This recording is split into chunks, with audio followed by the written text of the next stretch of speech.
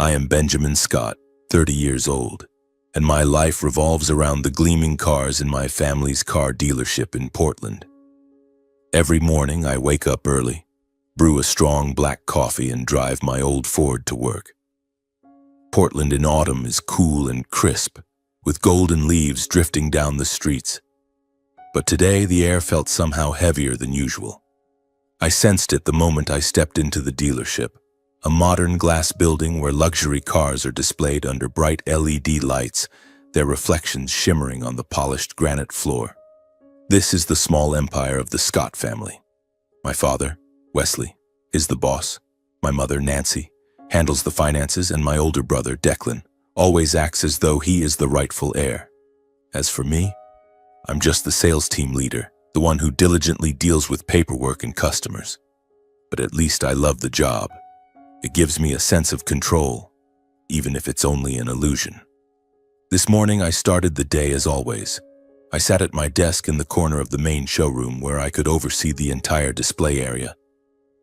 Customer files were scattered across the table, printouts filled with details about appointments, preferences, and budgets. I carefully arranged them in alphabetical order, checking for any missed meetings. Mr. Johnson has an appointment to see the Tesla Model S at 10. I muttered to myself, marking it on the calendar. Then I stood up and did my usual round of the showroom. The brand new cars, with their scent of leather and fresh paint, always made me smile. I lightly wiped dust from the windshield of a Mercedes-Benz and checked that the headlights worked. Everything had to be perfect. That was my rule.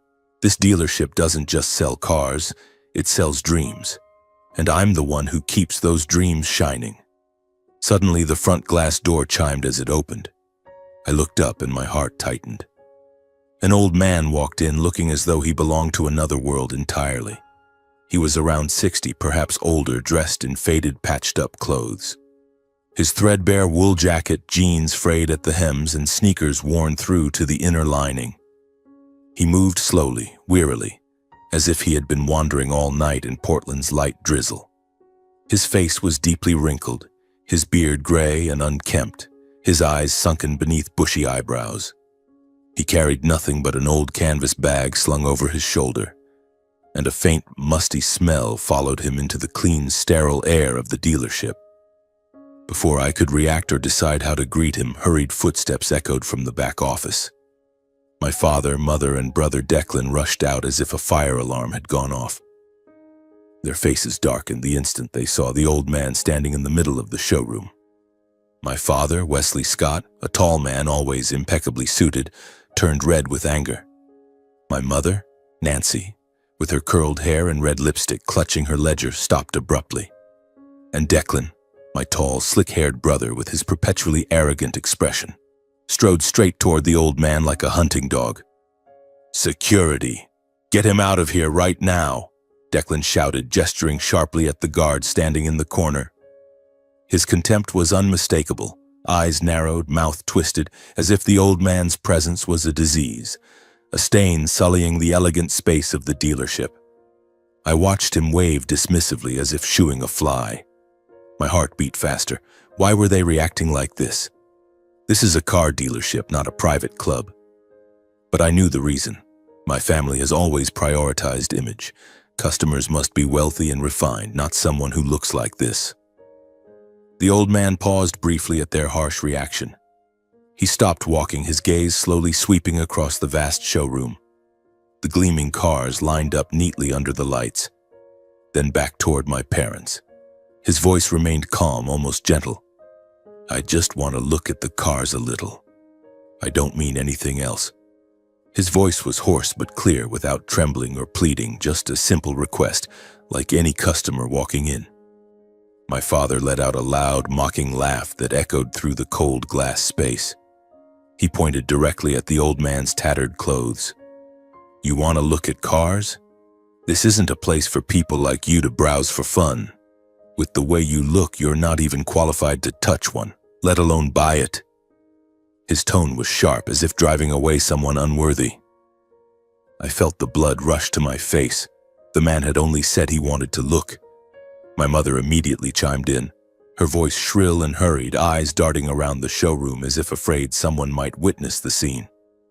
Wesley is right. People like you only make real customers uncomfortable. This is a high-end dealership, not a place anyone can wander into.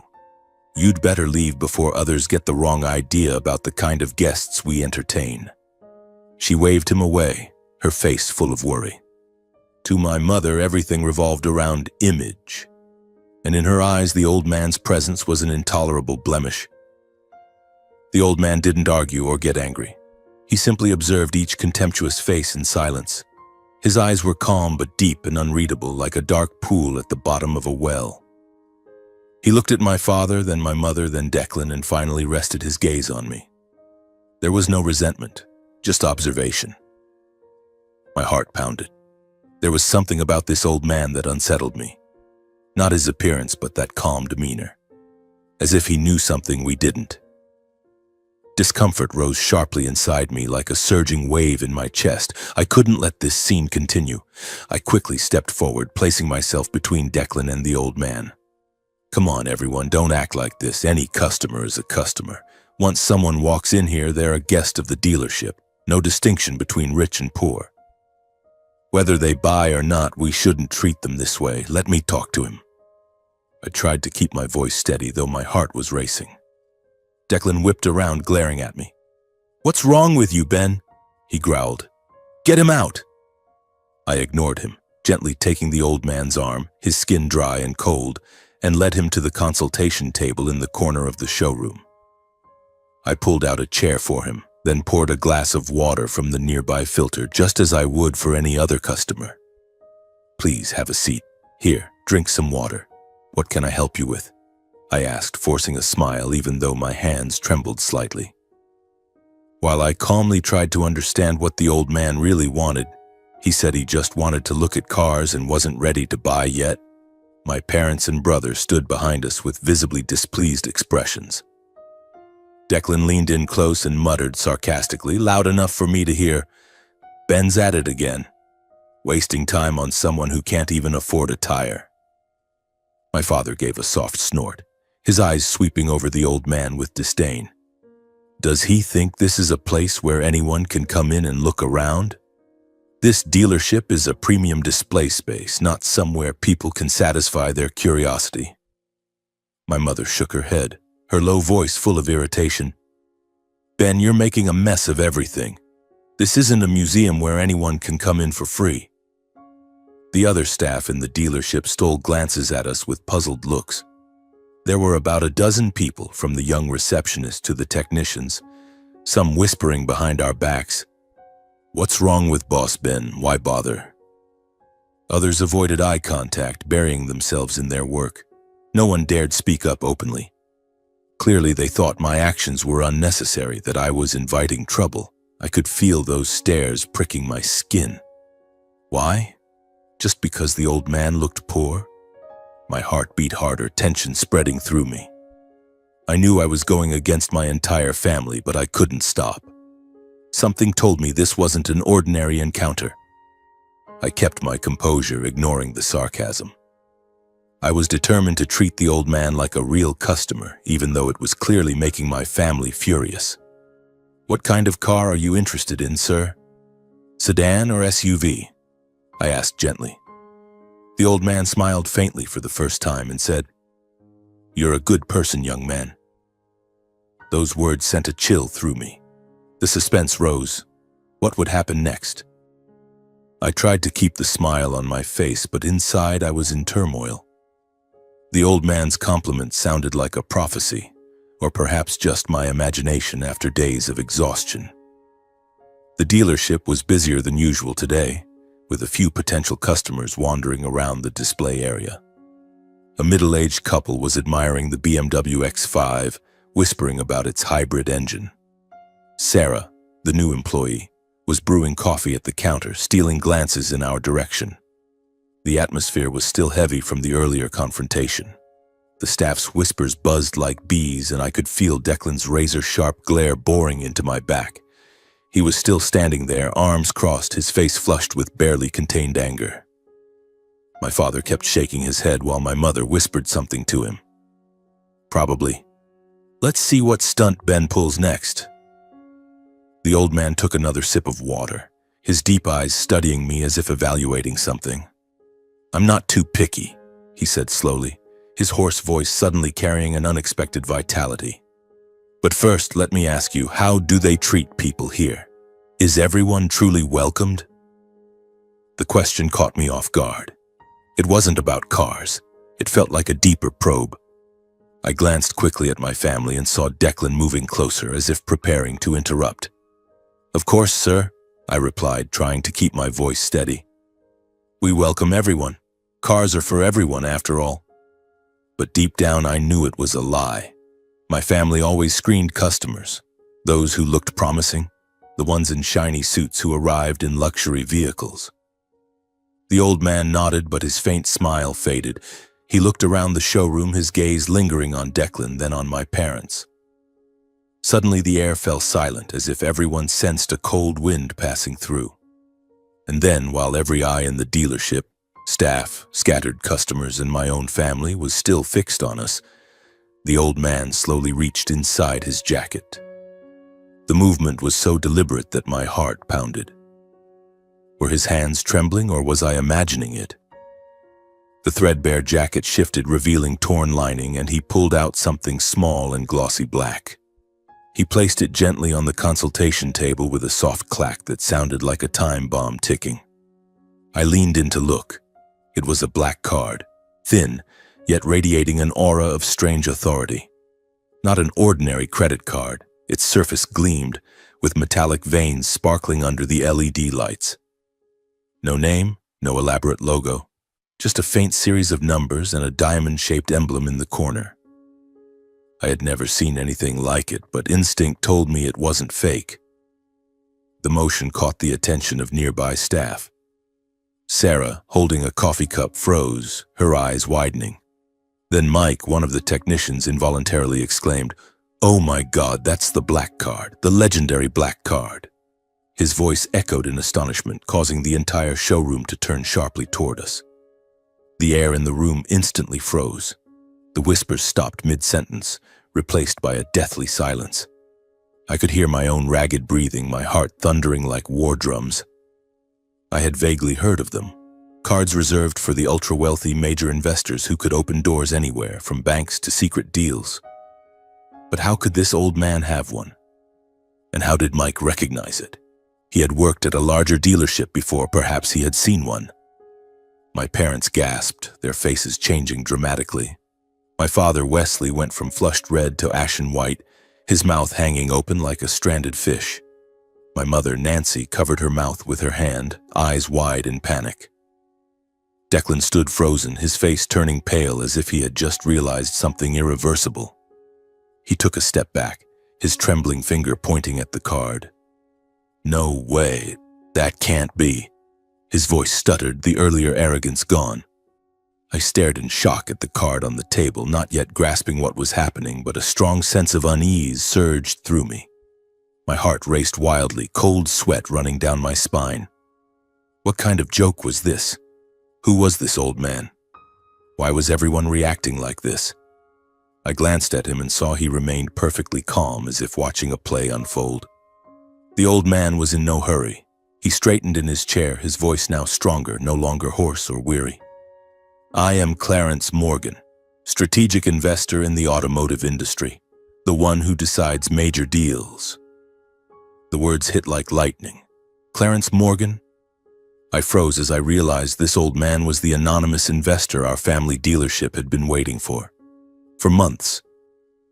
The very person we had desperately hoped to meet, the one who could pour millions of dollars into expanding the dealership. We had sent emails, made calls, even prepared detailed business plans. My father had bragged about this big shot in family meetings, saying that if we landed him, the dealership would reach a new level. And now, he was sitting right here, in homeless attire, after we had just tried to chase him away like an intruder. The world around me spun. My mind went blank, filled only with a distant ringing in my ears. It couldn't be. Clarence Morgan. The name echoed heavily in my head, suffocating. I suddenly remembered the sleepless nights drafting investment proposals, the times my father grew frustrated because he couldn't reach the elusive investor he had been counting on for months. And now, that man was standing before me, in the appearance we had just publicly humiliated. My chest tightened. My breathing quickened. I didn't know what would happen next. Whether the dealership would lose its one golden opportunity, or worse, whether we had just destroyed everything with our own hands before realizing it.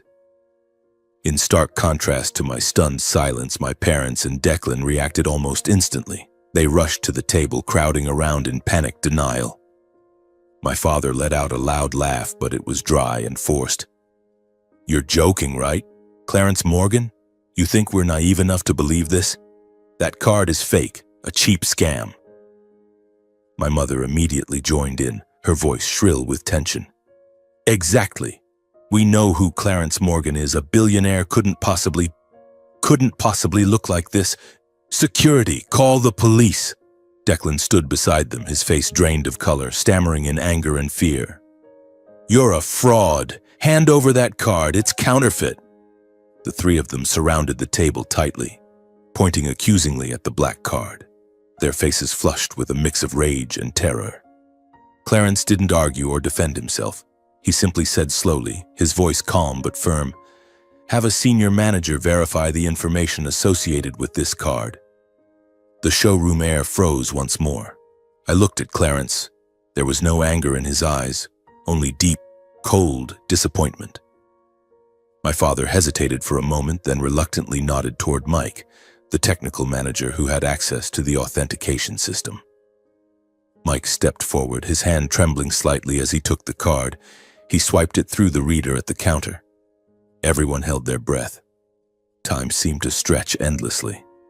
The machine emitted a short beep, then the screen lit up. Mike leaned in, his lips moving silently before he read aloud, his voice faltering. "Name confirmed. Clarence Morgan. Linked account. Morgan Investments. Authorization level. Highest VIP. Information. Completely valid." After thorough verification, Mike checked the codes and made a quick confirmation call to the affiliated bank. He confirmed everything was authentic, from the card to the old man's identity. In that moment, whispers erupted throughout the dealership again, but this time without contempt. Instead, there was confusion, curiosity, and caution. Declan staggered back, his face ghostly pale, clutching his head. My parents stood frozen, mouths agape. I remained seated, my mind reeling. Why would a powerful investor like this appear disguised as a homeless man? Was he testing us? Or was it some cruel prank? Then Clarence spoke, his voice clear, cutting through the chaos. "I didn't come here to buy a car. I came to observe and evaluate the people in this dealership." The words exploded like a bomb. My heart pounded at its peak. He had seen everything, the contempt, the discrimination. And now, what would the consequences be? I looked at him and saw his gaze settle on me with a slight nod. But for my family, this felt like the end. The dealership atmosphere grew suffocating as everyone awaited his next words. I felt like I was in the eye of a storm, and the storm had only just begun. Clarence Morgan, now that I knew his name and who he was, sat there, calm as a rock in a rushing stream. The black card had been tucked back into his worn jacket pocket, but its weight still hung suspended in the air. The spacious showroom filled with gleaming cars now felt constricted, cramped by the deathly silence. Mike, the manager who had just verified his identity, stepped back behind the counter, his face pale as if he had witnessed an accident. The few remaining customers? The middle-aged couple had quietly slipped out, probably not wanting to get involved in the drama. Whispers began to rise again, but this time filled with confusion and alarm. Is he really Clarence Morgan? The Scott family is done for. There was no longer any way to deny the truth.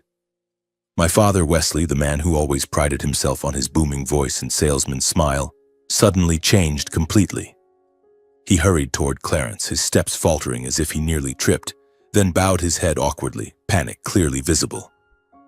My father stammered, his voice trembling. "Mr. Morgan, we truly had no idea it was you." If we had known this would never have happened, we are truly sorry." He swallowed hard, forcing a crooked smile. "We just thought you were an ordinary visitor. It was a complete misunderstanding." My mother, Nancy, immediately pushed forward, her face ashen beneath thick makeup. She bowed as well, her voice softening almost to a plea. "Mr. Morgan, we are deeply regretful. This was truly a huge misunderstanding," she said quickly, as if afraid that slowing down would let the opportunity slip away. "Our family always respects everyone. That's the truth. Perhaps today was too stressful and things were pushed further than necessary." She clutched her ledger tightly, then hurriedly continued, "If you don't mind, please have a seat again. We can offer you coffee or go over the entire investment plan you're interested in. We're ready to adjust everything to your wishes." Declan also stepped forward, but unlike my parents, his earlier arrogance had vanished completely, replaced by obvious desperation. He forced a smile, his voice high and rushed as he tried to cram excuses into the air. "Mr. Morgan, actually, this was just security protocol," he said quickly. "We were only following regulations to protect the dealership from unwanted elements." He glanced quickly around the showroom, then continued in a lower voice, as if afraid someone might overhear. "You know how Portland is, full of vagrants. We were just trying to maintain the store's image. We truly meant no offense. There was absolutely no ill intent." Clarence remained still, listening without interrupting. Only when Declan finished did he slowly raise his head, his gaze calm but icy. "You don't need to explain," he said, his voice even and low. "What just happened is clear enough for me to understand on my own." All three fell silent at once. My father nodded frantically, clinging to every word. "You're right. Please give us a chance to make it right. Just one chance." Clarence did not answer immediately. He turned to look at me for a moment, an expression carrying no blame, only deep, quiet disappointment. I stood frozen, hands clenched at my sides, saying nothing. In that moment, I understood that no matter how deeply they bowed or how many apologies they offered, some impressions could never be erased. Faced with their frantic reactions, Clarence merely shook his head slightly. He showed neither anger nor forgiveness.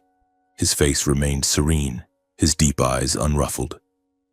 He slowly stood, straightened his threadbare jacket, and said, "You don't need to apologize to me. I'm not the one who was hurt here." Those words struck the air like a punch, causing my parents and Declan to freeze. Tension surged through me. What would he say next? Would he forgive them? Or was this the end? Clarence made it clear that what they needed now was not excuses, and he had nothing to forgive for what had just occurred. "I didn't come here to cause trouble or to force anyone to apologize," he said, his voice calm but cold.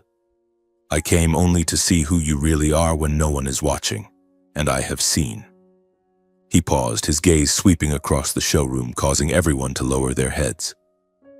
Sarah secretly wiped sweat from her forehead. Mike pretended to be busy at his computer. I stood silently, my mind spinning with memories of the times my parents favored Declan, giving him the big contracts while I handled the menial tasks. Clarence emphasized that his purpose in appearing today was simply to observe and clarify certain things before making any investment decision. "I've heard about Scott dealership," he said, his voice low and steady. "Good sales, prime location in Portland. But investment isn't just about money. It's about people. And today, I've seen enough." Those words were like a time bomb, spreading panic. Hearing that, my parents and Declan grew even more frantic, their eyes repeatedly turning to me as if I were their last lifeline. My father whispered, "Ben, say something. You were the one talking to him. Help us." My mother grasped my hand. "Ben, my son, beg him to forgive us." Declan glared at me. "Do something, don't just stand there like a statue." But I remained still, my mind blank. I was no longer calm enough, nor did I have any reason to step in and rescue anyone. Why should I? They were the ones who had tried to chase him away, who had humiliated him right in front of me, and now they turned to me for help. My heart pounded, the initial suspense quickly turning into a smoldering, heavy anger in my chest. Clarence stated firmly that he would never invest in a place that disregarded human dignity, no matter how profitable or reputable it might be. "I don't do business with people who look down on others," he said, his voice resolute. "No matter how high your sales are, no matter how golden the Portland market is, human dignity matters more.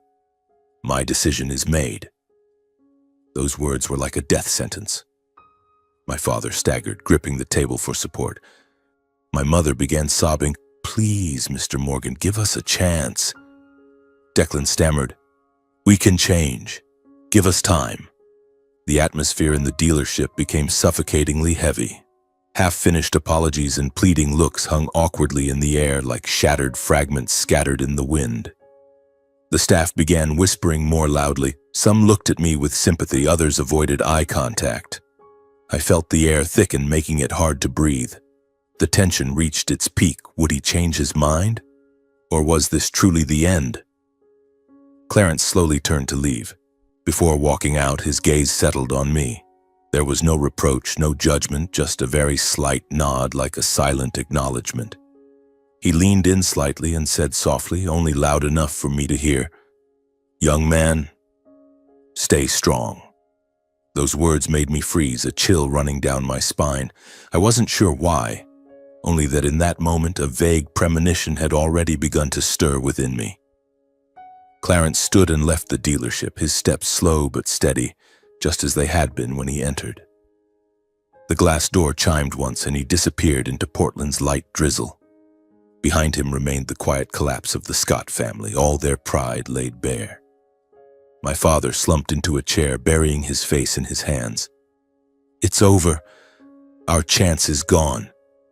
My mother cried harder, hugging Declan. "What do we do now? We've waited years for this." Declan glared at me with resentment. "You could have saved our dealership. Why were you silent?" I stood there motionless, carrying a sense of emptiness mixed with a vague feeling that the moment we had just experienced had unwittingly opened an irreversible turning point in my life. My heart was still racing, but now not from fear, from something new. Freedom? Or just an illusion? The dealership gradually returned to its rhythm, but the atmosphere remained heavy. Sarah approached. "Boss Ben, are you okay?" I nodded, but in my mind, Clarence's words echoed, "Stay strong, young man." I knew the real storm had only just begun.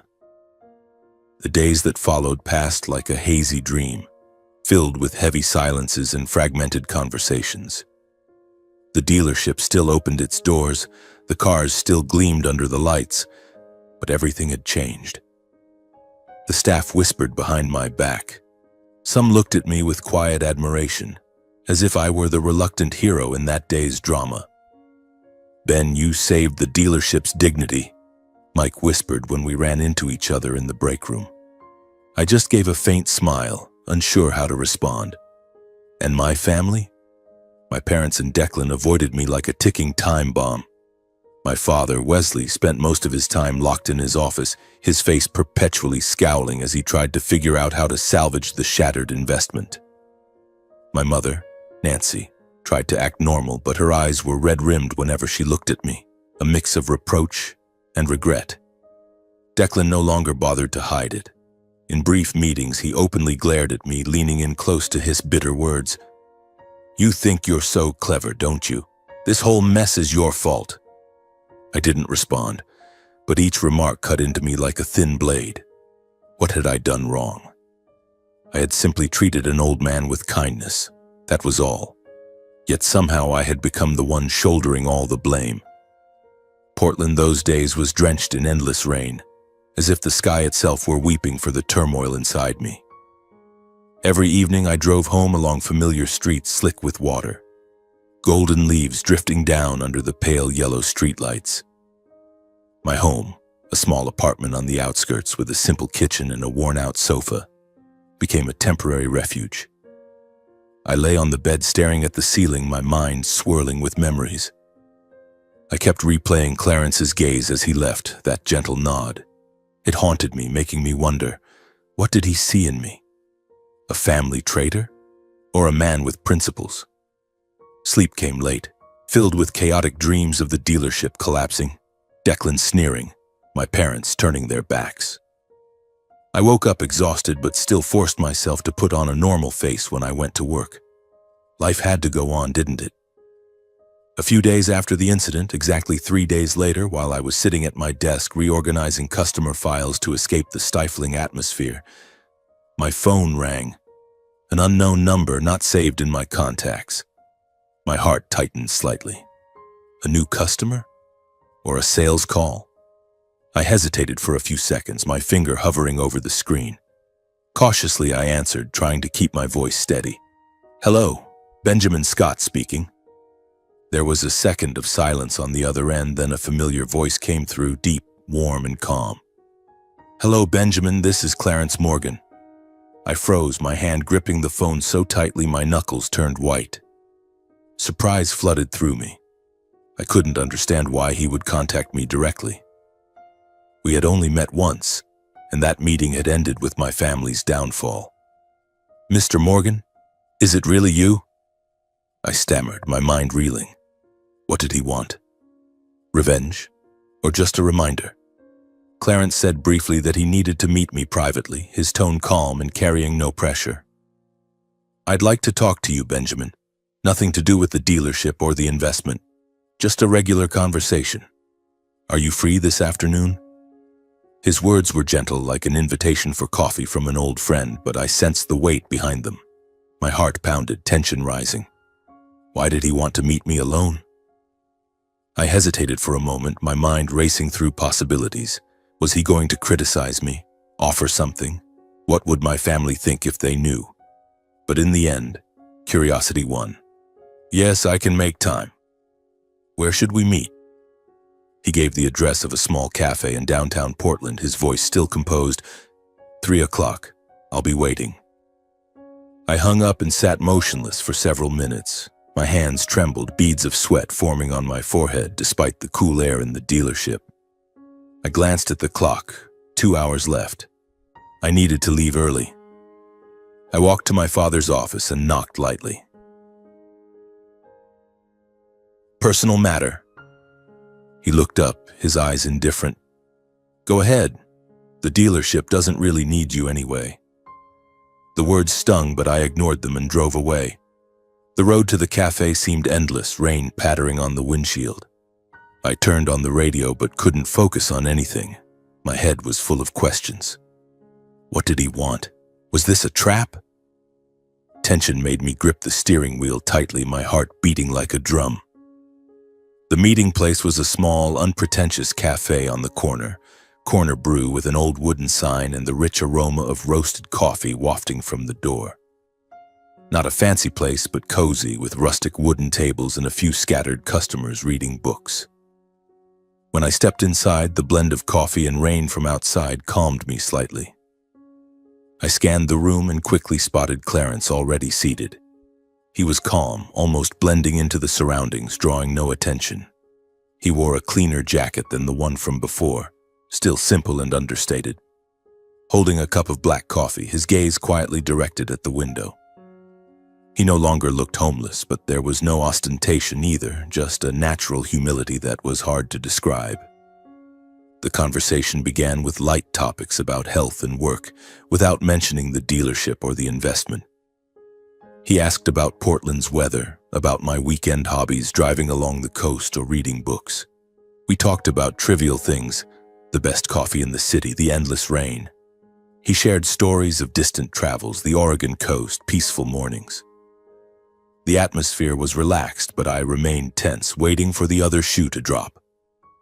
My heart beat faster each time he paused, expecting him to finally bring up the incident. After a brief silence, both of us sipping coffee and watching the rain outside the window, Clarence looked directly at me with a serious expression. His deep gaze sent a chill through me. "Benjamin, I asked you here for a reason. I want to offer you a job at my company." The words hit like thunder.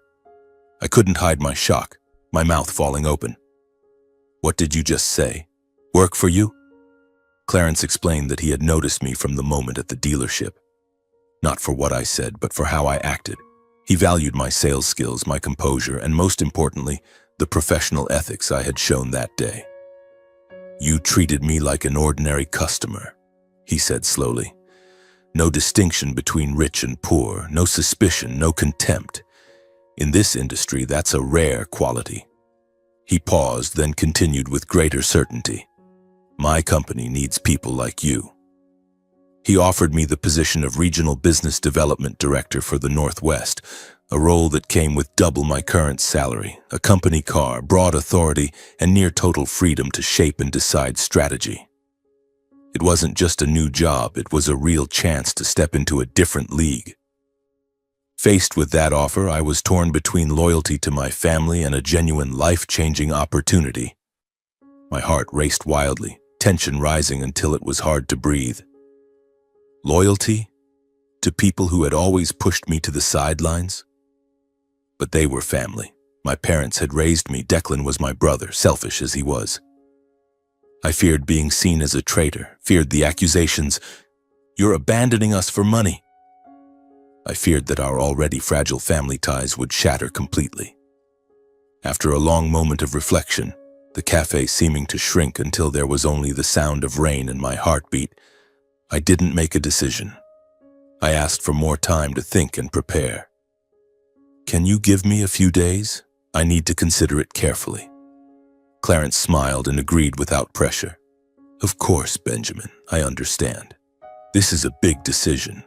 Call me when you're ready." He shook my hand, warm and firm, and we parted ways. I left the cafe feeling that the path ahead of me had already begun to fork in a new direction. The rain was still falling, but I felt lighter, though the tension lingered. I thought about the future. A new life, or a huge mistake? How would my parents react? Would Declan be jealous? I knew the decision I was about to make would change everything. I drove home through Portland's familiar light drizzle, turning on the radio just to fill the silence in the car. But the music only made my mind more chaotic. The familiar streets blurred past, smeared behind the rain-streaked windshield, and amid the steady patter of rain, I wondered if I had enough courage to step onto this new path. Clarence Morgan, that enigmatic man, had opened a door, but crossing the threshold meant leaving behind everything I had once considered safe. Family, the dealership, daily routines. My heart beat faster as I thought about my parents' reaction. Would they support me? Or see me as a traitor? Tension surged, making my hands grip the steering wheel until they ached.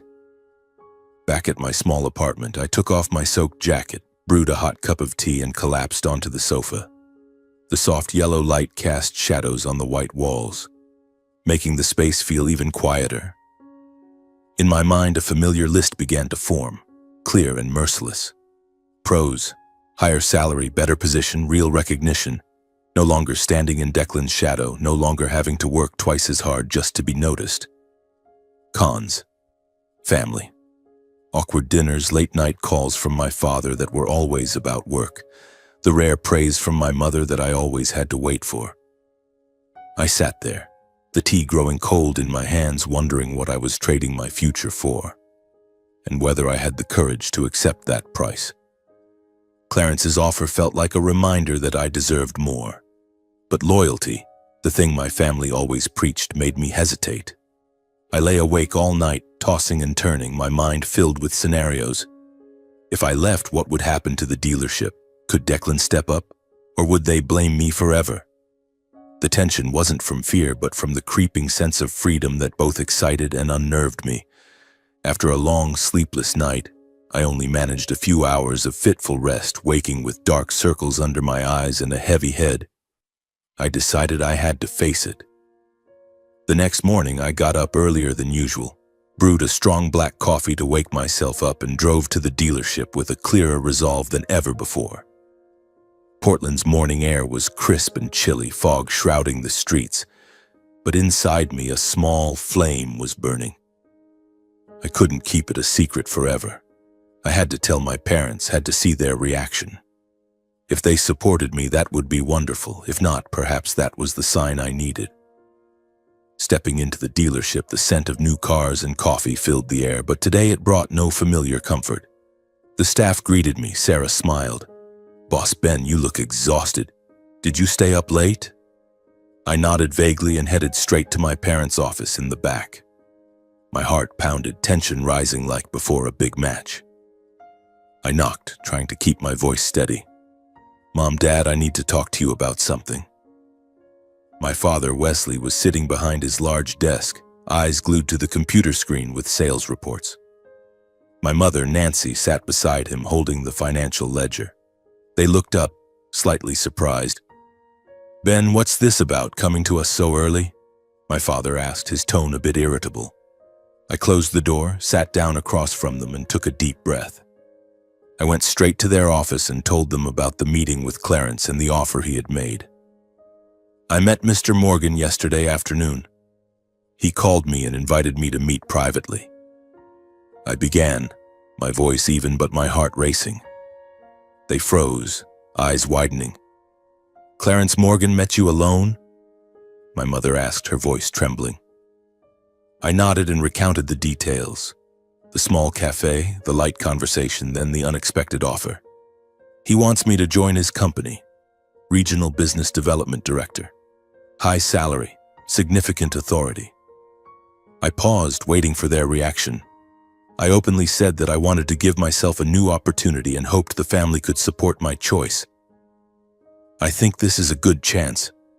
I want to try it, to grow. Can you support me?" The words hung in the air and I felt the tension skyrocket. My heart raced. What would they say? Smile and congratulate me?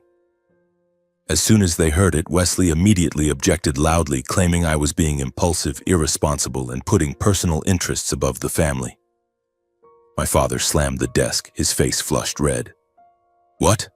Are you crazy, Ben? This is impulsive thinking, irresponsible. You're putting your own interests above the family? This dealership is ours. It's in our blood. You can't just walk away for some vague promise from that old man." His voice boomed in the small room, hitting me like a shock. He stood up abruptly from his chair, pointing at me, his face so tense that the wrinkles stood out more than usual. "What were you thinking?" he shouted. "Wasn't it enough that he tested us once? Now he's coming back to lure you away? This is a scheme, Ben, clearly a scheme." The tension inside me quickly turned to anger, but I held it back, taking a deep breath. My father didn't give me a chance to speak. "The dealership is at its most vulnerable right now. After that incident, we lost the investment opportunity and sales are starting to drop. You're the backbone of sales here. If you leave, who will handle the customers? Who will carry the revenue?" He shook his head repeatedly. All for some vague promise from an outsider? Do you think he's sincere? I looked at him and noticed his hands trembling slightly. Not from anger, but from fear. I wasn't sure if he was afraid of losing me or losing the numbers I brought in each month. My mother, Nancy, stepped forward, her voice softening as if to calm the room. She spoke, forcing a gentle smile. "I understand you want to challenge yourself. You're the best salesperson in this dealership. So many big clients, so many stable contracts. All thanks to you." She placed her hand on mine. "I'm truly proud of you." For a moment, I almost believed her. But then she continued, slower and heavier. "But if you leave, have you thought about what will happen to the dealership? Without you, everything will be severely affected. The family's image, the profits, years of hard work, all damaged." She looked at me for a long time. "Think about Declan. Think about your parents. We're a family." My heart sank. They said a lot, but no one asked what I wanted or what future I envisioned. No, what do you want, Ben? Or what are your dreams? Just the dealership, sales, and profits. Then my mother spoke again, her voice deliberately softening as if she had found a compromise. "How about this, Ben?" she said, her eyes calculating. "If he really needs someone, why not let Declan try? Your brother has management experience and knows the dealership inside out. You can stay with the family." That way the opportunity isn't wasted and we don't have to disrupt everything." My father immediately agreed, as if he had been waiting for those words. He nodded vigorously, his voice firmer. "Exactly, Declan is the eldest. He's in charge of management. It makes the most sense for him to meet the man. You stay here and keep doing what you're doing. The dealership still needs you." Those words left me stunned. I looked at my mother, then my father, and realized that to them, replacing me with Declan was a decision they could make in seconds. Casually, cruelly. My throat dry, I managed to speak, but he didn't make a general offer. He specifically named me. The room fell silent for a moment. I remembered Clarence's gaze that day clearly, every word he said. Not an offer that could be swapped, not an opportunity anyone could step into. He had looked straight at me, called my name. My father waved it off, his voice impatient. "That can be explained away. The important thing is the dealership can't afford to lose anyone right now." My mother added softly but firmly, "Our family doesn't need to split over an outside opportunity, Ben." I stood there, speechless. In that instant, I understood that whether he chose me or not had never been the issue.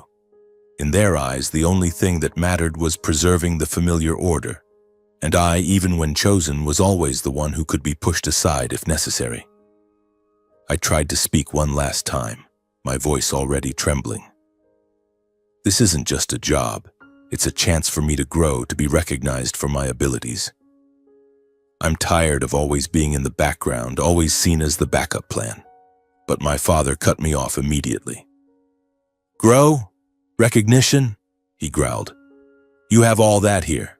What more do you want?" My mother chimed in, her tone both soothing and dismissive. "Don't think that way, Ben.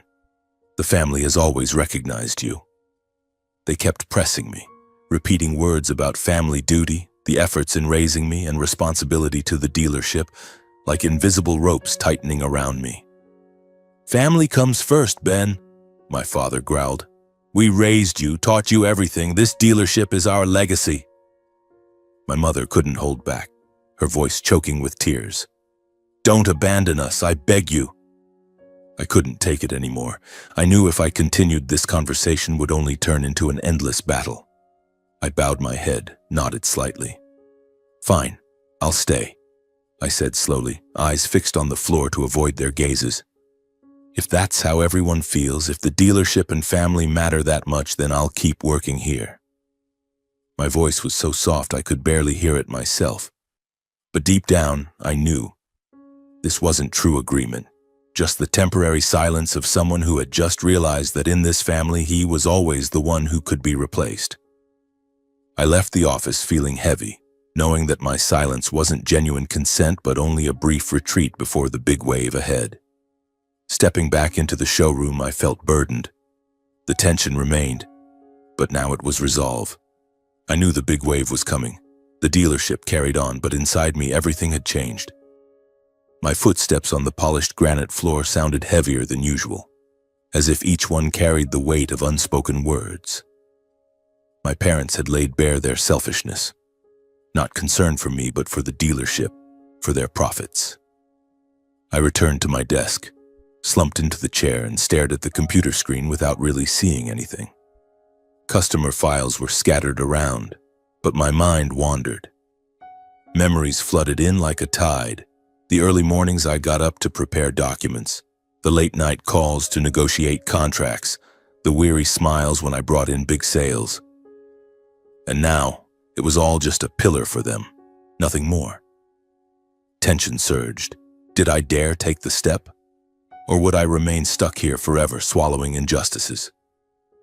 I went back to the daily routine, completing every task as before, but my mind was constantly pulled taut between anticipation and disappointment.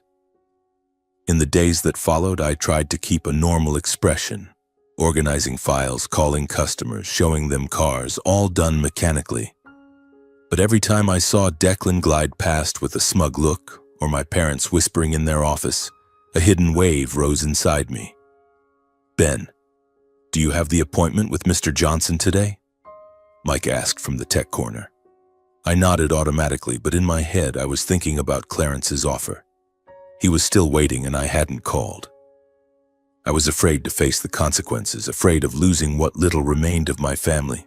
Portland those days had rare sunshine, but for me everything remained gloomy. Evenings at home, I cooked alone, ate without tasting, then lay awake. Disappointment spread. What was I waiting for? An apology from my parents, or just the moment to free myself? The tension kept me alert, like a ticking time bomb. At the end of the month, during the business performance review meeting, a high-end electric vehicle distribution contract worth tens of millions of dollars, one that I had personally negotiated and secured, was presented in the summary. The meeting took place in the large conference room with its long mahogany table and projection screen. All key managers and staff were present, about 20 people from Sarah to Mike, sitting quietly in anticipation. My father chaired it, his voice booming. "This month's sales are stable thanks to the big contracts." My mother nodded, holding the remote for the slides. And then the slide appeared for the electric vehicle contract, the one I had spent weeks negotiating, making late-night calls, persuading suppliers to lower prices. My heart beat faster, tension rising. This was the moment they would acknowledge me. In front of the entire management team and key staff, my parents publicly gave all the credit to Declan, claiming he had provided the strategic direction. My father laughed loudly. And the biggest contract of the month, the premium electric vehicle distribution deal worth $20 million. The credit goes to Declan for his outstanding strategic direction. My mother chimed in. "That's right, Declan has brought us so many potential clients." Declan sat there, smiling complacently, nodding thanks as everyone applauded.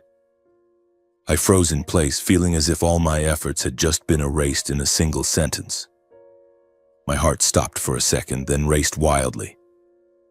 The tension turned to pain. How could they? I was the one who negotiated, who signed the papers, who lost sleep over it. Everyone clapped, but I caught Sarah's pitying glance toward me. Mike whispered something to the person next to him.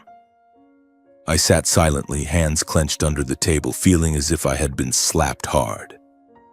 Months of effort, the calls, the emails, the trips, wiped out just because of strategic direction? Declan hadn't even been involved. Disappointment surged, tears threatening, but I swallowed them down. The meeting continued, but for me, everything blurred. The tension peaked. Would I stay silent forever? After the meeting, I sought out my parents to confront them, trying to stay calm but unable to hide the hurt. I waited until everyone left, then stepped into their office, the door ajar. "Mom, Dad, I need to talk." My voice trembled. They looked up, slightly surprised. "About the electric vehicle contract." "Why did you give the credit to Declan? I did everything." I tried to stay composed, but my voice broke, the pain obvious. My parents immediately defended Declan, saying it was a minor issue, that whose name was attached didn't matter as long as the dealership profited, and advised me not to be petty. My father shook his head. "Ben, it's a small thing. Does it matter whose name is on it? What matters is the dealership's profit." My mother agreed. "Exactly. Don't be so calculating. Declan is your older brother. He provides the direction. We're a family, we share." The exchange quickly turned into a heated argument, as for the first time I voiced my years of feeling undervalued, while my parents kept interrupting, accusing me of being selfish and not thinking about the family. I couldn't hold back anymore. "It's not a small thing. I've been undervalued for years. Every contract I bring in, the credit goes to Declan. I'm tired of it." My voice rose, tension surging into anger. My father cut in. "You're selfish. You don't think about the family." My mother cried, "Don't be like this, Ben. We've always been fair." The argument dragged on, shouts echoing, drawing glances from staff in the showroom. I poured it all out, the years of being sidelined, the unrecognized efforts. But they didn't listen, only labeling me selfish. I stormed out, slamming the door, my heart pounding. In the weeks that followed, I was gradually excluded from important meetings. Major decisions were made without my involvement. I received fewer appointments, was left out of strategy sessions. Declan took the lead with my parents' support. A new vehicle purchase decision was made without my knowledge. The tension shifted to clear realization. I saw that all along, no matter how great my contributions or how much profit I brought in, I had never been truly valued. All of it was just to bolster Declan's position and power. It became clear. I was merely a tool, not a son. In that moment, I understood my true role in the family, not the heir, not a partner, but an effective instrument when needed. My heart ached, but resolve grew stronger. No longer hesitating, I called Clarence. For the first time, I expressed my desire to leave and accept the offer he had made earlier. That evening, I sat alone, phone in hand, fingers trembling slightly as I dialed the familiar number. "Mr. Morgan, it's Benjamin," I said, trying to keep my voice steady. "I've thought about it carefully, and I accept your offer." There was a brief silence on the line. Then his voice came through, deep and warm. "I've been waiting a long time for this call from you. It's the right decision." I set the phone down, my heart pounding in my chest. The tension surged, but this time it wasn't fear. I knew I had just crossed a threshold from which life would never return to the way it was. A few days later, I went to Clarence's company headquarters and signed the official contract, with terms for the position, authority, and compensation I had never dared dream of. The headquarters was in downtown Portland, a modern glass building. Clarence greeted me. The contract lay on the table. Sky-high salary, company car provided, decision-making freedom. I signed, my hand trembling slightly, but my heart felt light. When my parents found out, they came to me in unmasked fury. Accusations and insults poured down, betraying the family, ingratitude, turning my back on blood for personal ambition. My father disowned me on the spot while my mother cried, but tears mixed more with resentment than regret. Declan stood beside them, saying little, but his eyes revealed clear satisfaction, as if my departure had removed a quiet threat that had long made him uneasy. Faced with all those reactions, I silently realized that my decision wasn't betrayal. It was the first time I had chosen my own path. I watched them leave, my heart at peace. The tension was now freedom. My life was beginning. The first days at Clarence Morgan's company felt like stepping into an entirely different world. The headquarters was in downtown Portland, a modern glass building with spacious offices flooded with natural light from large windows overlooking the Willamette River. Gone was the scent of new cars. In its place was the aroma of freshly roasted coffee and the rhythmic tapping of keyboards. I officially started in the role of Regional Business Development Director for the Northwest, a title that sounded impressive, but I knew I had to prove myself. Clarence greeted me in the lobby with a firm handshake. "Welcome, Benjamin. Your office is on the 3rd floor. You start today." He didn't say much more, just smiled and gave me space. My heart beat faster than usual, a mix of nerves and excitement. This was a real opportunity, not the empty promises I'd gotten from my family. I wore a sharp suit, carried a briefcase, and took the elevator upstairs. Colleagues greeted me warmly.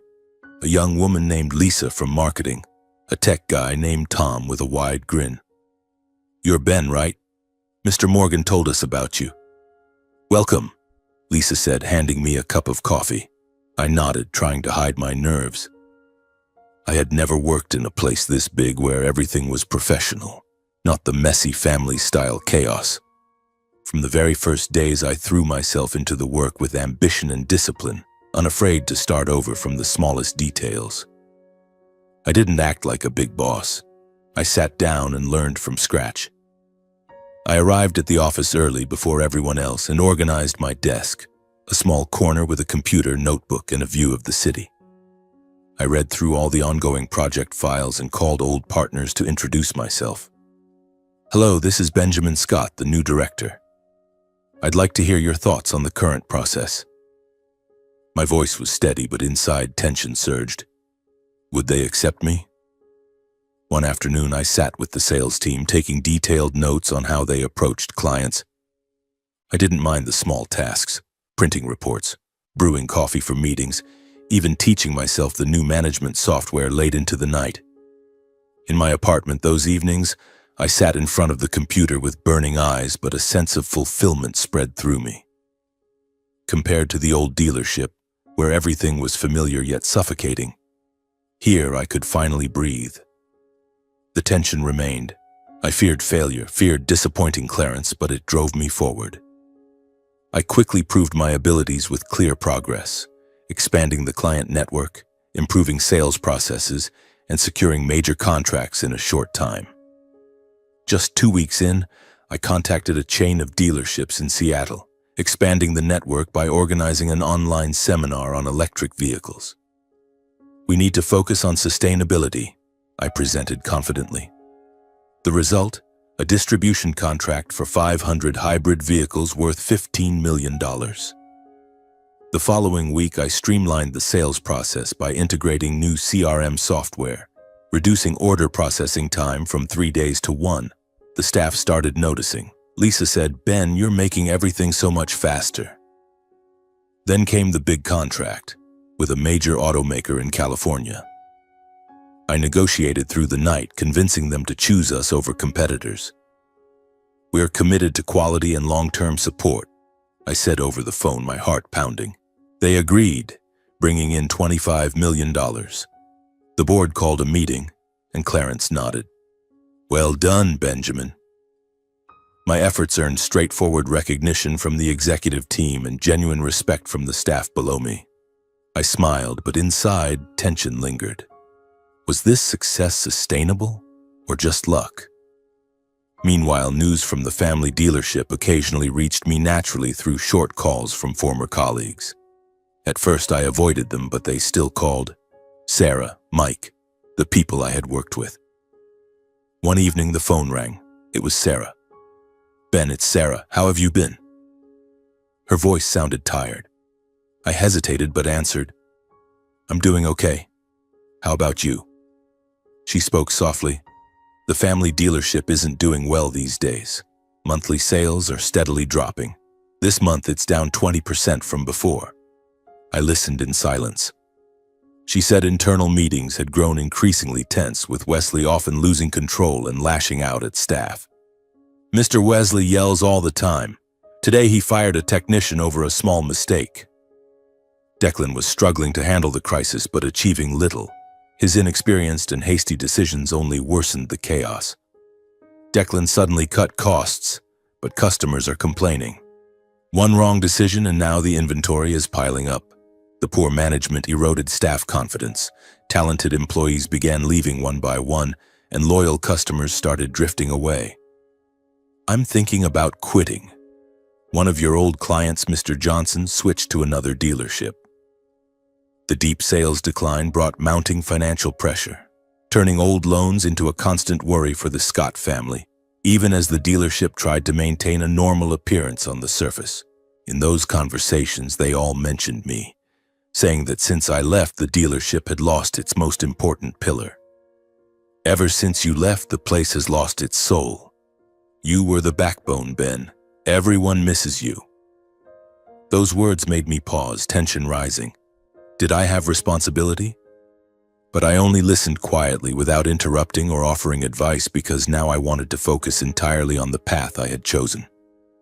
"Hang in there," I said briefly, then hung up. I didn't want to get involved, didn't want to go back. My new life was going well, efficient meetings, respectful colleagues, real success. But each call was a reminder, making my heart beat faster. Tension about the old dealership's fate. Would it collapse? Or was it just temporary? I pushed the thought away and focused on the new report. One day, Clarence came to my office on his own initiative, openly praising the results I had achieved in such a short time. That morning, I was checking emails when the door opened and Clarence walked in holding a cup of coffee. "Benjamin, are you busy? I'd like to talk." My heart tightened, tension surging. Was he here to check on me? Or fire me? But he just sat across from me and smiled. "You're doing very well. The California contract, outstanding. The speed at which you've expanded the network is even faster than I expected. The board is impressed." Those words warmed me, a feeling completely different from the half-hearted praise I'd once heard from my father. I took a deep breath. "Thank you for trusting me and giving me this opportunity," I said, my voice slightly trembling but sincere. "I'm still adjusting to the new role, but I'll do my absolute best not to let you down." We continued discussing upcoming projects. He offered a few strategic suggestions, and I listened carefully, taking notes. For the first time, I realized I wasn't just given responsibility. I was truly listened to and valued. Then he lowered his voice as if shifting to a more important topic. "There's one more thing I want to mention," he said slowly. "I'm quietly preparing a plan to acquire your family's car dealership through intermediaries, not directly." I froze. He spoke calmly, but each word landed heavily, making it clear this wasn't a passing idea but a carefully calculated decision. I was stunned by the revelation, my mouth falling open. Acquire my family's dealership? Tension reached its peak. What was this? Revenge? Clarence shook his head. "It's not about grudges. I see wasted potential there. The current operation has serious flaws, weak management, losing customers.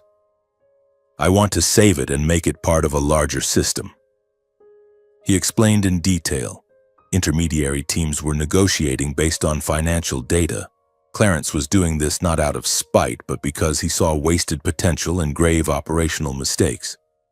"That dealership has a good location in Portland, but it's slowly dying. I don't want to see that happen." I was stunned by the news, but didn't question or object. I understood that the wheels of fate had begun turning on their own path, beyond my personal wishes. I sat silently, my mind reeling. Tension surged. What would happen to the old dealership if it belonged to Clarence? What about my family? He left, leaving me with a strange feeling. I looked out the window at bustling Portland under rare sunshine. Fate. It rolls forward and I couldn't stop it. The tension remained, but now it was acceptance. My life had taken a new direction, and so had the old dealership. In the weeks that followed, work at Clarence Morgan's company swept me into a new rhythm, full of energy and challenges. I woke up earlier, went for runs along the Willamette River to clear my head, then dove into the office with fresh projects. The contracts with the Seattle dealerships were progressing well, and I began expanding into Vancouver. International calls, detailed emails about distribution strategies. My colleagues respected me not because of my title, but because of the results. Lisa often stopped by my office. "Ben, the online seminar idea was great. Should we do another one on autonomous vehicles?" I nodded and smiled, but inside there were still quiet moments. The calls from the old dealership grew rarer, but each one stirred memories. Sarah talking about falling sales, Mike whispering about the tense atmosphere. "Ben, Mr. Wesley is losing his temper all the time. Declan is all over the place." I listened but didn't comment. I no longer wanted to get involved. This new life, with quick lunches at riverside eateries, efficient meetings free of family arguments, made me feel free, yet also lonely. The tension lingered. Would the acquisition actually happen? How would my family react? I pushed those thoughts aside and focused on the revenue spreadsheet on my screen. Portland had rare sunny days, but inside me clouds still hovered. One morning, as I was checking emails, the internal phone rang. "Benjamin, come to my office, please," Clarence's calm voice said through the speaker. My heart tightened slightly, tension rose. What did he want? Praise? Or a problem? I straightened my tie, took the elevator to the top floor where Clarence's spacious office offered a panoramic view of the city. He sat behind a large wooden desk, holding a stack of documents, and smiled as I entered. I sat down, hands lightly clenched under the table, waiting. Clarence slid the papers toward me. "These are the official documents. The company has completed the takeover of your family's car dealership through financial obligations." I picked them up, scanning, signatures, seals, figures showing the debts cleared. The dealership now belonged to Morgan Investments. Tension turned to stunned silence. "So the transaction is fully complete?" I asked, my voice faltering slightly. Clarence nodded.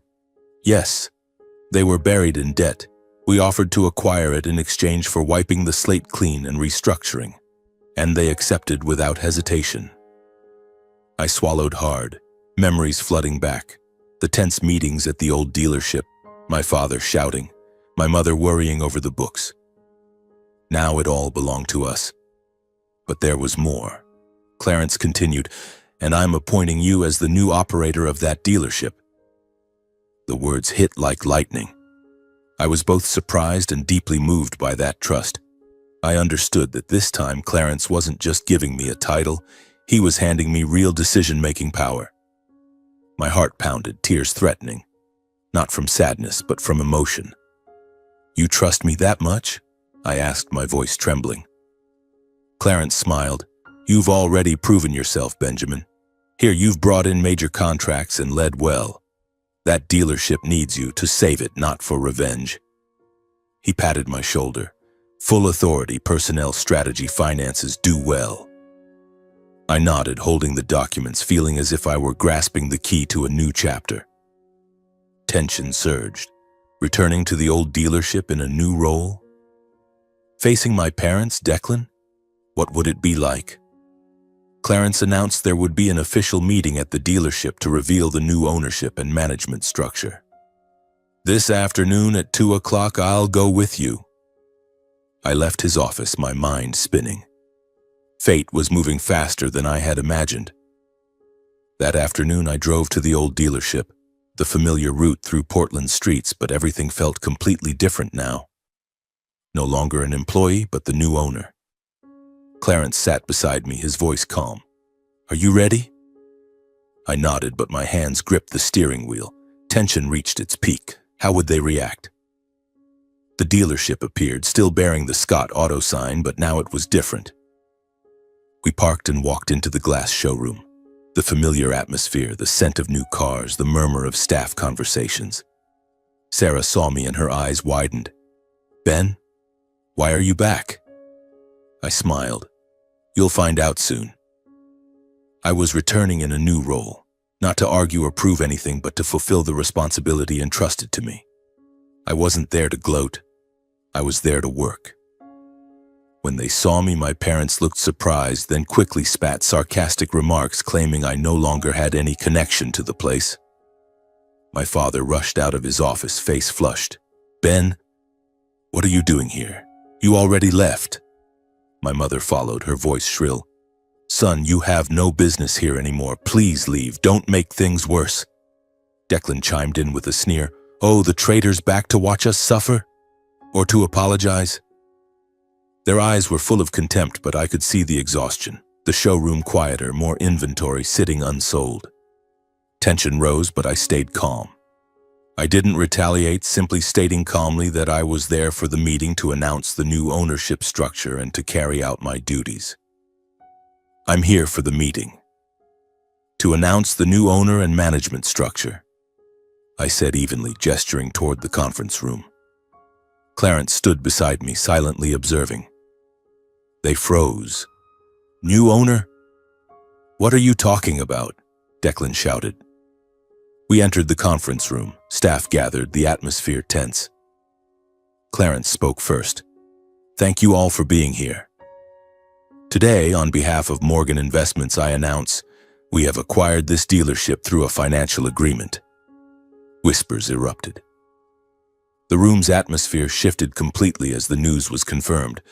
The dealership had been acquired by Clarence's company, and I was granted full decision-making authority. Clarence continued, "And Benjamin Scott will be the new managing director with complete authority." My parents and Declan stood frozen, panic clear as they realized control had slipped from their hands long ago. My father staggered. "Impossible. We only signed a debt relief agreement, not a sale." My mother cried, "Clarence, you tricked us." Declan turned pale. "You're the new director? Is this a joke?" They realized the debt relief deal was in fact an acquisition. Tension turned dramatic. The room fell dead silent, staff exchanging glances. A fierce argument broke out. My parents, furious and desperate, kept questioning, blaming, and trying to cling to lost power. My father shouted, "Clarence, you have no right. This dealership is ours." My mother interjected, "Ben, how could you do this to your family? Betrayal." Declan lunged forward first, his voice roaring with rage. "You stole it from me. I'm the heir."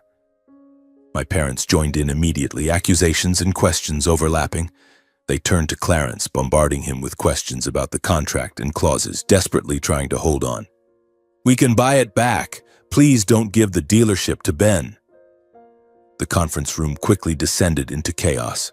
Shouting and arguing echoed through the enclosed space, overlapping, laying bare the panic and helplessness of those who had just realized power had slipped away.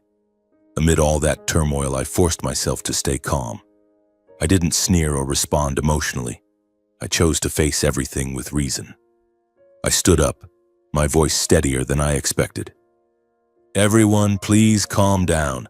This is the reality, and what the dealership needs now is stability." I didn't gloat or reproach anyone, even though it hurt inside. The tension was still there, but this time I controlled it instead of letting it control me. I announced specific decisions to stabilize operations, including retaining key staff and offering my parents and brother subordinate management roles if they wished to stay. "I'll keep the core staff, Sarah, Mike, everyone. As for Mom, Dad, and Declan, if you want to stay, you can take subordinate management roles in sales, support, or finance."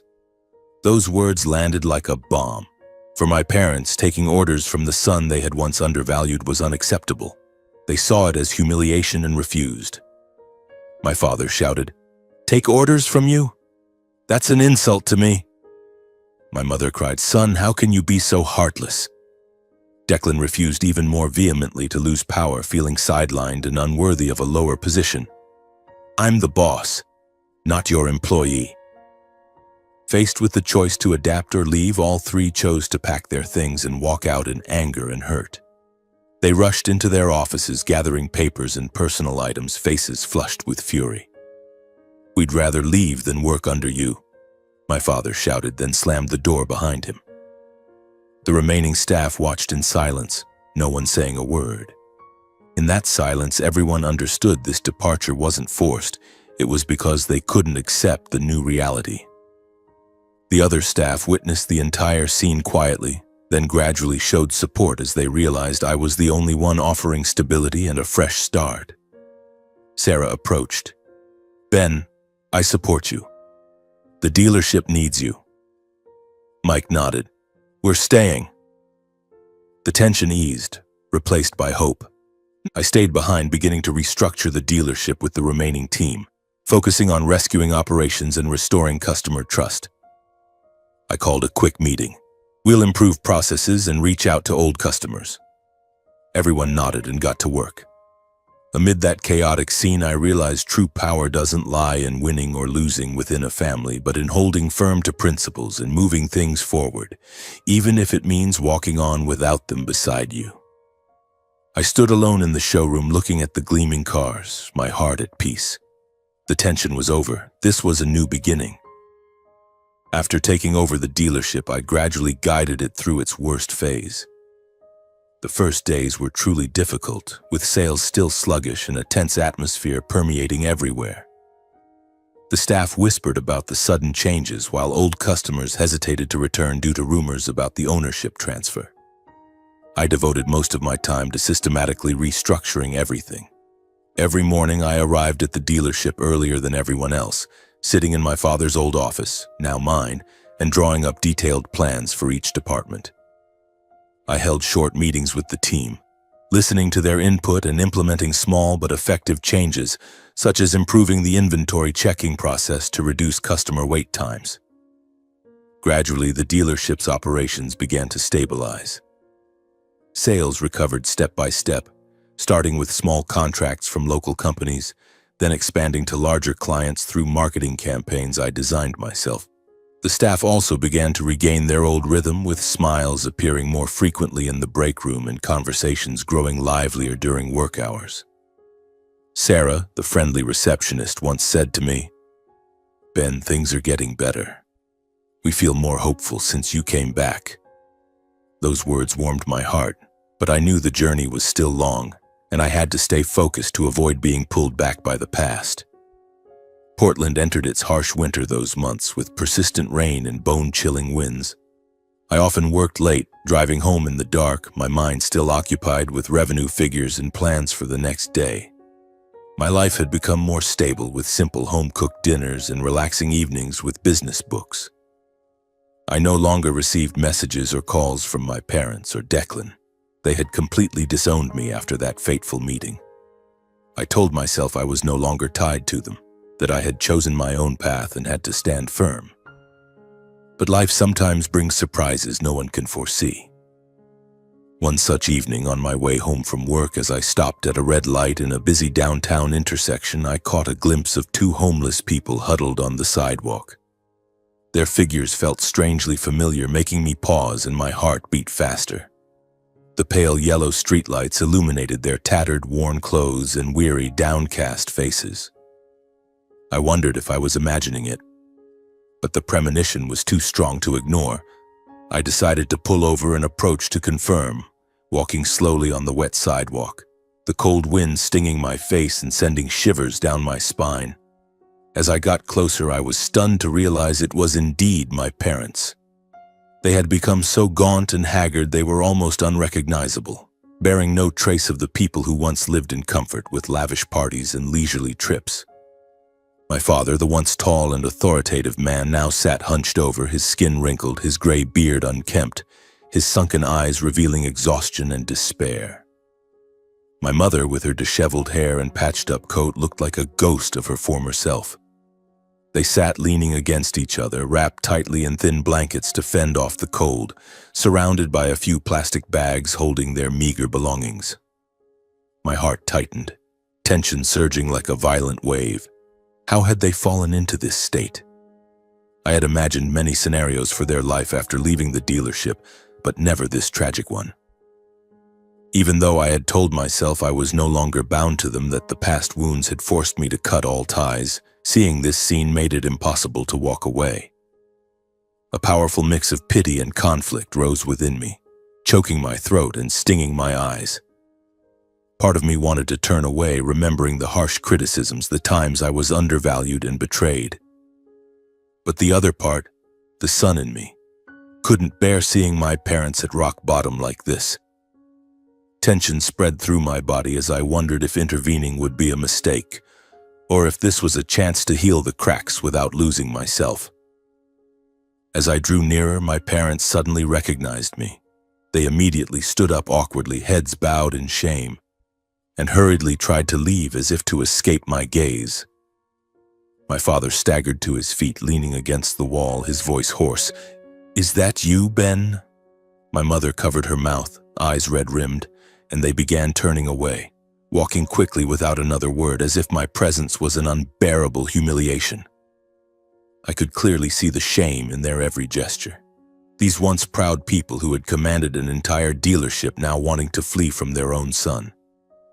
I called out to them, saying I wanted to talk, and after a moment's hesitation, they agreed to follow me in silence. "Mom, Dad, wait. I want to talk to you." My voice rang out, firm yet gentle, cutting through the heavy silence. They stopped, exchanged conflicted glances, and after a brief pause, nodded without speaking, following me quietly. We walked along the sidewalk, shoes crunching on the wet pavement, the air between us so thick it could be cut.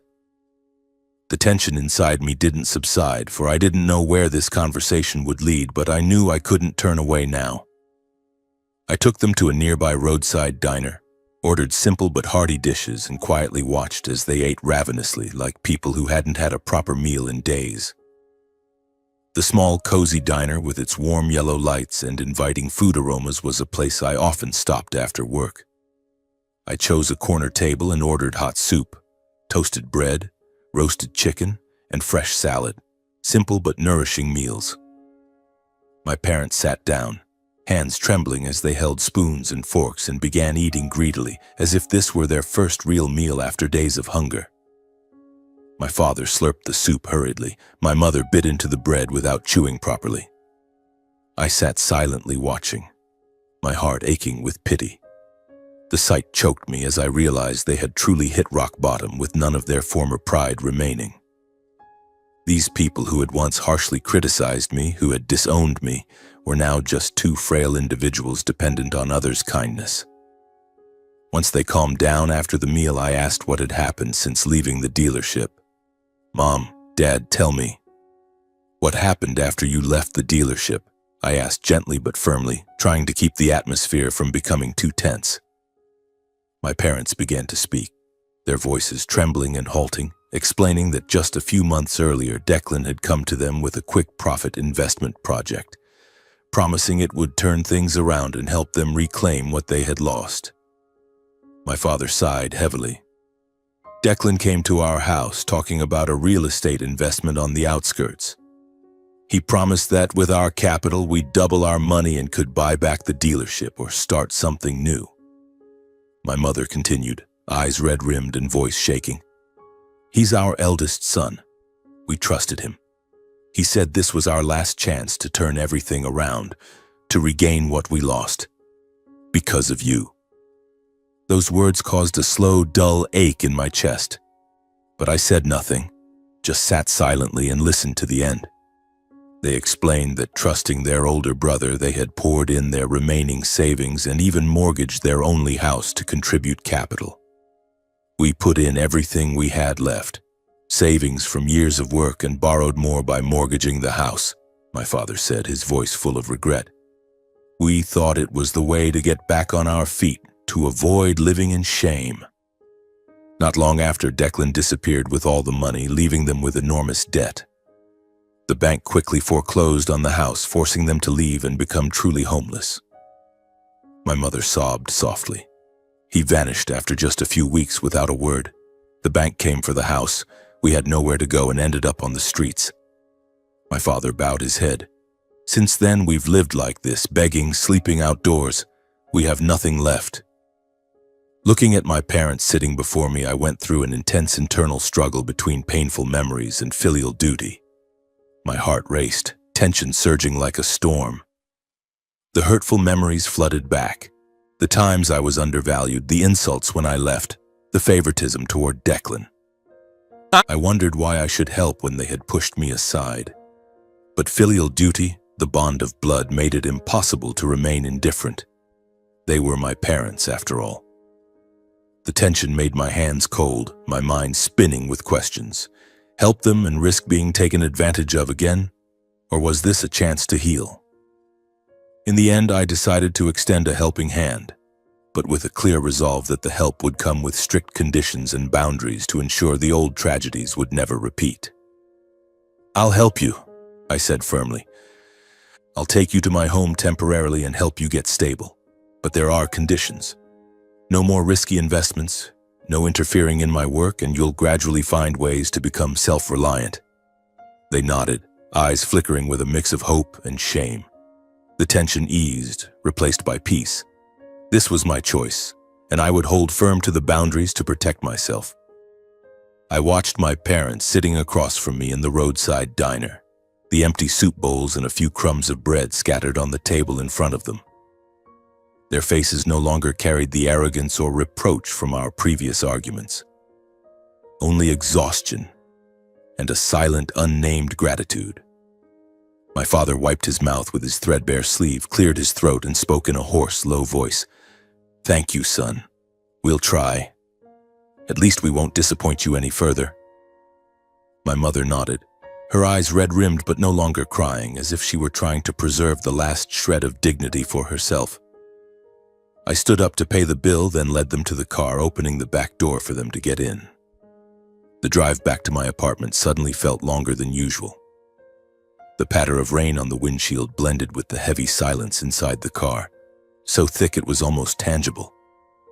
I glanced in the rearview mirror and saw my parents sitting close together, hands clasped tightly as if clinging to something fragile. A wave of tension rose in me. Was this decision the right one? Would they truly respect the boundaries I had set, or would everything fall back into the old cycle of hurt? I exhaled softly, pushing those thoughts aside and focusing on driving slowly through Portland's wet streets, as if letting go of the wheel for even a second would cause everything to slip out of control.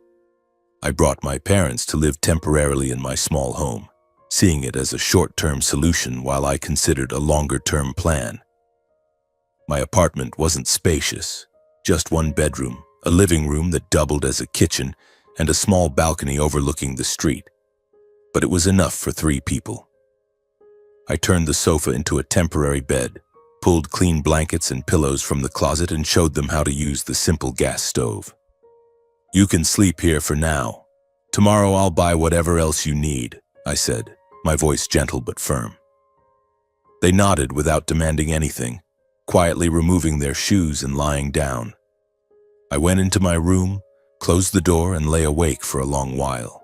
The tension lingered like an underground current.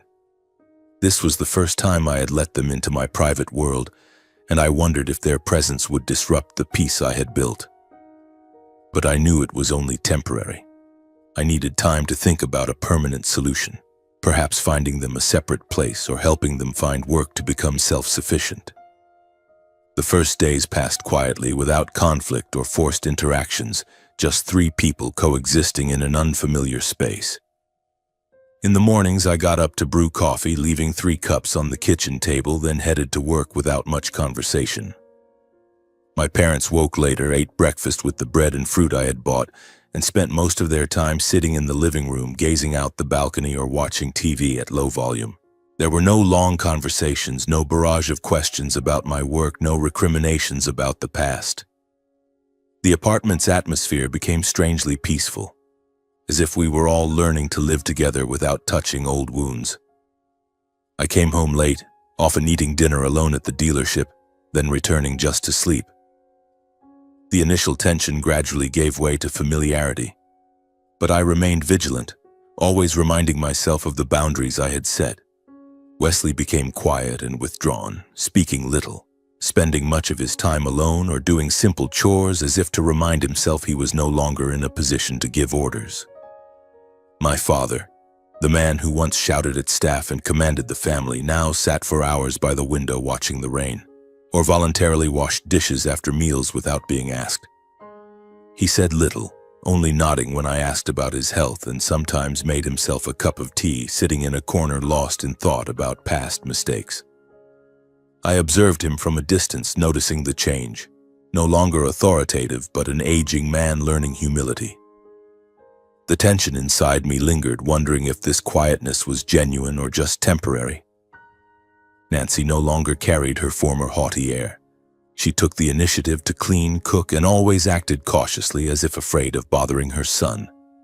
My mother, who once obsessed over the dealership's image and harshly criticized me, now rose early to sweep the floors, wipe the kitchen counters, and prepare simple meals like vegetable soup or sandwiches. She did everything quietly, always asking my permission before using anything.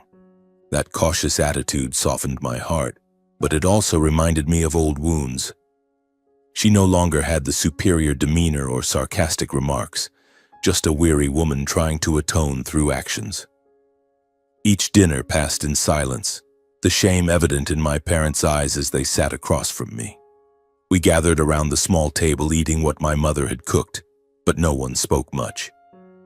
Their gazes avoided mine, filled with embarrassment for falling into this situation, for what they had done to me.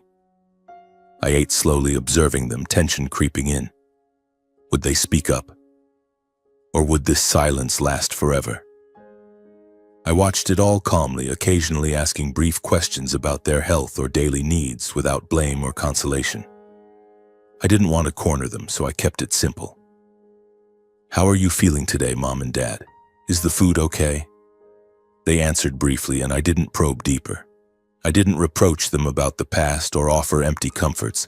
I believed time would heal, not words. The tension inside me gradually shifted to waiting to see if their change was real. One evening, after a simple meal, the 3 of us sat in the living room. Outside the window, rain continued to fall steadily, each drop prolonging the silence in the room. The TV was on low, playing the familiar news, but no one was really watching. The atmosphere was so heavy I could hear the clock ticking on the wall. We sat like that for a long time until my father cleared his throat. "We want to talk to you," he said, his voice hoarse and lower than usual. I reached for the remote and turned off the TV, sitting up straighter. My heart beat a little faster, a familiar feeling, both tense and wary. Perhaps this was the moment. My father looked at me, his eyes red-rimmed without the usual hardness. "We were blind," he said slowly, as if each word was painfully difficult to utter. "Because of power, pride, and favoritism toward Declan. We thought we were protecting the family, but in the end, we lost everything." He paused, taking a deep breath. "We lost the dealership. We lost our son. And we lost ourselves." My mother clasped her hands tightly, then continued, her voice trembling. Her eyes were red-rimmed. "I was wrong. Wrong for always favoring your brother, for undervaluing you and taking your efforts for granted. I let greed and arrogance blind me, failing to see how much you were hurting." The room fell silent again. There were no excuses, no blaming circumstances or others, just raw acknowledgement without evasion. My father spoke again, his voice deeper. "We're not asking for your forgiveness. We know some things can't be undone. We just wanted to say it all to lighten our hearts and to let you know we accept responsibility for our mistakes." My mother nodded, tears rolling down her cheeks, but she didn't wipe them away. "We were wrong, and we have to live with that," she whispered. Hearing those words, I felt the tension inside me ease. This wasn't pleading or the familiar emotional manipulation. For the first time, they spoke without demanding anything in return. My father looked up, his gaze both ashamed and resolute. "We promised to change," he said, "not to get the dealership back, not to regain power or our old positions, just to live decently and not become a burden to you ever again." My mother added softly but clearly, "I'll look for work. Even something small is fine. We don't want to depend on you forever." Those words surprised me. The tension didn't vanish, but for the first time it turned into a faint glimmer of hope. Fragile, but real. I listened in silence without interrupting or arguing. When they finished, I simply nodded lightly. "I understand, but I need time. To see it through actions, not promises." I didn't promise forgiveness or step forward to hug them. I knew words meant little now. Only time and the actions that followed could answer everything. The tension remained, but I accepted the weight. This time I wasn't rushing. In the days that followed, I gradually noticed real change in how my parents behaved, how they voluntarily maintained distance and respected the boundaries I had set. My father started looking for work, a manual labor job at a nearby garage, without complaint. My mother helped with housework but didn't interfere with my schedule. They kept their distance, respecting my privacy. No questions about the dealership, no comments on my work. That change surprised me. Tension gave way to growing trust. I also gradually let go of old resentments, giving the family a chance to start over, but with clear limits to avoid repeating past cycles of hurt. I began talking more, sharing small stories about work, and they listened without judgment. I released the grudges but maintained boundaries. "We're starting over, but if the mistakes repeat, I'll stop." They understood. My parents understood and accepted it, demanding nothing more, just quietly trying to live better each day. They didn't ask for more, just tried. My father went to work, my mother learned new recipes. Life gradually warmed. My life entered a new phase, stable, independent, and more peaceful, no longer dominated by the past. The dealership ran well, personal life balanced, with my parents as a new part but healthy. One day, while visiting the dealership to check operations and seeing everything running smoothly, I suddenly recalled the entire journey and drew profound lessons from it. That morning, I arrived to find staff busy and customers plentiful. I remembered the path, from the old man Clarence to the decision to leave, the acquisition, then helping my parents. Looking back at everything that had happened, I understood that power or money never truly determines a person's worth. Numbers can change, positions can be lost, but how one treats others in moments when no one forces kindness, that is what lasts longest. I had witnessed contempt when people thought they were superior and change when everything collapsed. Those moments taught me true value. I also learned that family is only a true refuge when built on respect, fairness, and responsibility. Blood ties don't grant anyone the right to impose, favor, or hurt others and call it love. When love comes with power and distorted expectations, it easily becomes a burden rather than support. Only when each person acknowledges their mistakes and accepts responsibility can a family have a chance to heal. And if there's one thing I want to remind myself, and anyone in a similar situation, it's to set clear boundaries. Be compassionate enough to give others a chance to make amends, but wise enough not to lose yourself again. Forgiveness doesn't mean returning to the way things were, and love doesn't mean enduring suffering.